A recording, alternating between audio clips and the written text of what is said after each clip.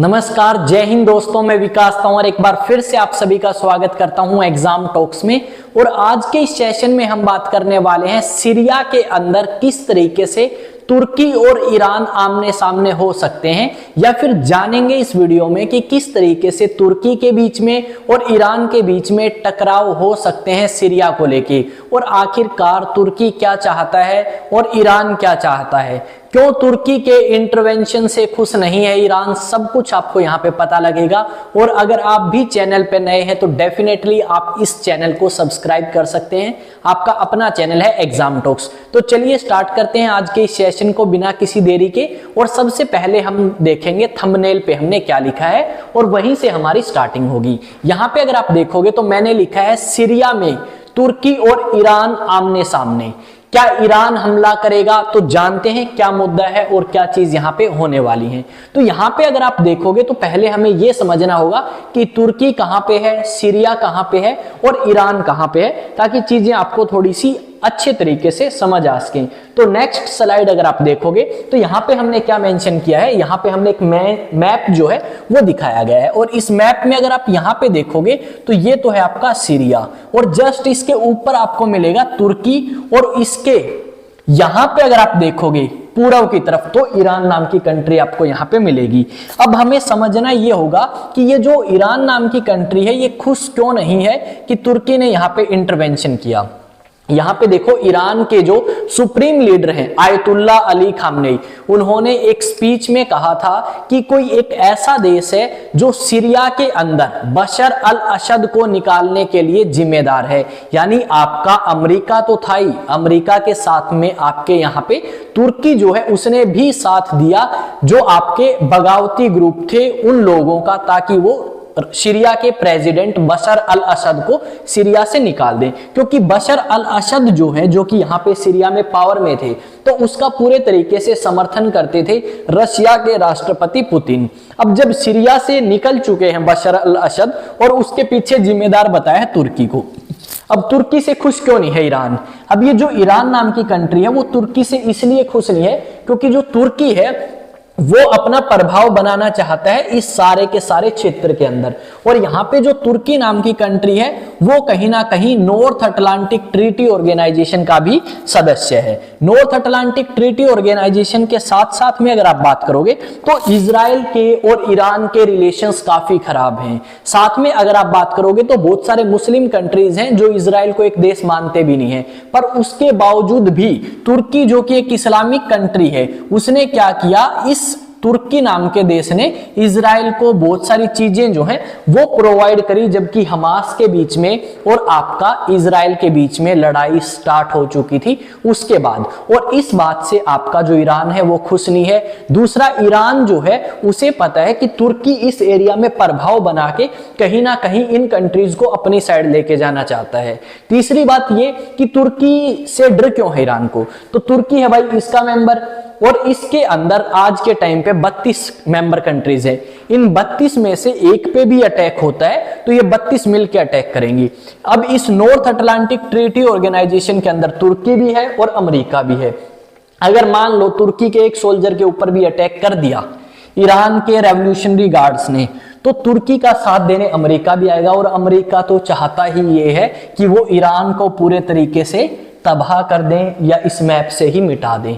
तो इस करके जो ईरान है उसको इस चीज का खतरा जो है वो फील हुआ कि यहाँ पे अगर इस एरिया के अंदर अगर तुर्की की प्रेजेंस होती है तो वो कहीं ना कहीं ईरान के लिए चुनौती का सामना या चुनौती का सबब बनेगी। तो यहाँ पे हमें यही चीज समझनी होगी। तो साथ में अगर आप देखोगे तो नेक्स्ट स्लाइड में हमने कुछ और चीजें जो है वो मेंशन करी है। इसमें आप एक फोटो जो है वो देख पाएंगे, और इस फोटो में ये है तुर्की के राष्ट्रपति, ठीक है, और इस साइड है सुप्रीम लीडर ईरान के।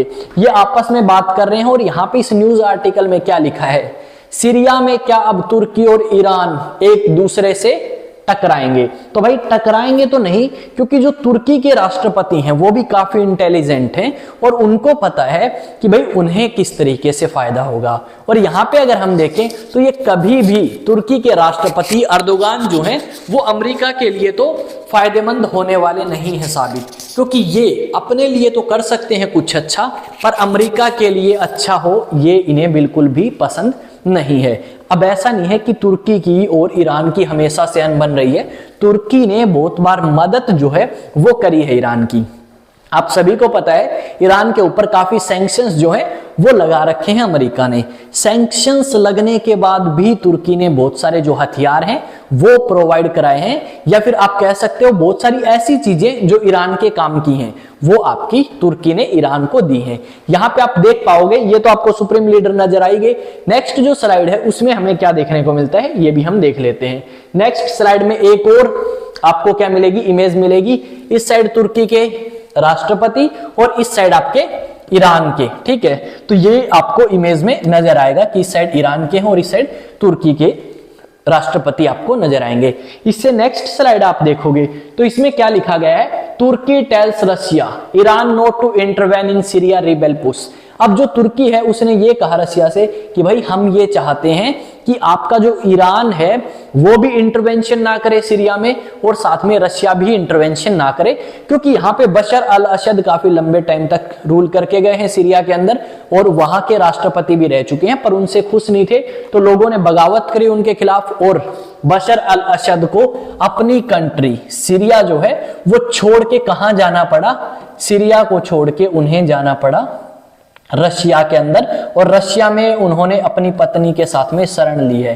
तो अब निष्कर्ष ये निकलता है कि भाई यहाँ पे जो तुर्की की प्रेजेंस है सीरिया के अंदर वो स्वीकार नहीं है ईरान को, क्योंकि ईरान नहीं चाहता कि इस एरिया में पश्चिमी देशों का प्रभाव जो है वो ज्यादा हो, क्योंकि पश्चिमी देशों का प्रभाव अगर बढ़ता है तो आने वाले समय में वो ईरान के लिए चुनौती बन सकता है। इस करके ही ईरान जो है कोशिश करेगा कि इस एरिया में प्रभाव ना बढ़ने दिया जाए पश्चिमी देशों का, वहां पे चाहे आपका अमेरिका हो, चाहे आपका फ्रांस हो, ब्रिटेन हो, या फिर आपका हो तुर्की। तो ये हमें देखना होगा कि ईरान किस तरीके से इस चीज का जवाब देता है। अब आते हैं कुछ इंपॉर्टेंट अपडेट की तरफ, और इंपॉर्टेंट अपडेट हमारे पास क्या है, एक और न्यूज आर्टिकल है, इंपॉर्टेंट अपडेट है आपकी एनडीए से रिलेटेड।